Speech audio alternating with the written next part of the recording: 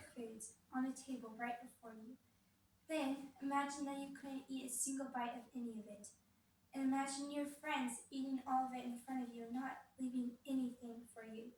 This is like what it's like to have celiac disease. Hi, my name is Gabriella Rowen, and I hope that this explanation of celiac disease will show you the difference between celiac and gluten sensitivity and wheat allergy, and also the possible causes and cures for celiac disease. Celiac disease is very expensive and disruptive to the body. It causes the body to overreact when gluten is consumed.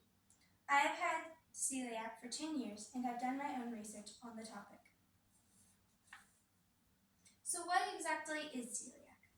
Well, according to a 1991 Webster's Ninth New Collegiate Dictionary by Merriam-Webster, Inc., celiac disease is a chronic nutritional disturbance in young children characterized by defective digestion and utilization of fats and by abdominal distension, diarrhea, and fatty stools.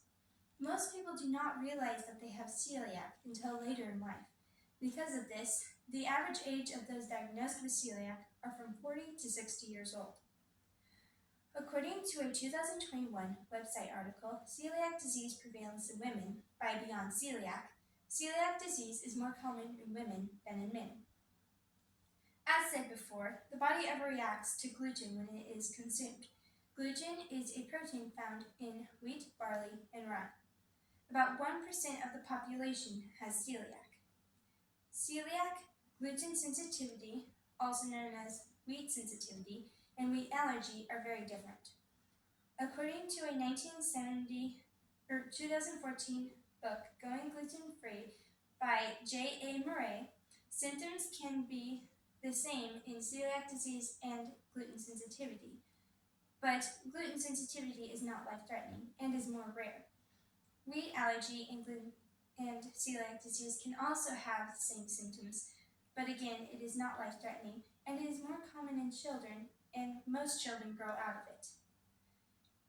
There are multiple names for celiac disease. Some include celiac sprue, non-tropical sprue, and gluten sensitivity enteropathy. According to a 1970 article, Facts, by the University of Chicago Celiac Disease Center, trauma or stress, such as pregnancy and illness, can cause celiac, but there is no information that can really determine the real cause for celiac. Genetics and food with gluten in it can cause celiac disease as well.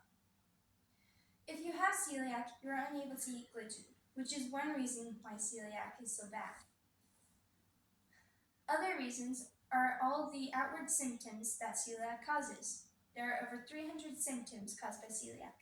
According to a 2021 website article, Celiac Disease, by Mayo Foundation for Medical Education and Research, symptoms can include diarrhea, fatigue, nausea and vomiting, and constipation.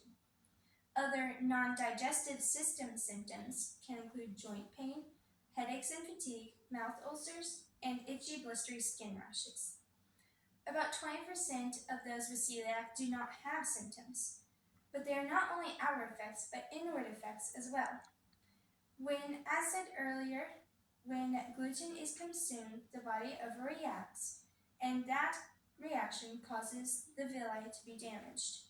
Villi are small hair-like projections in the small intestines that absorb nutrients and protein. Without the villi, we would die of malnutrition.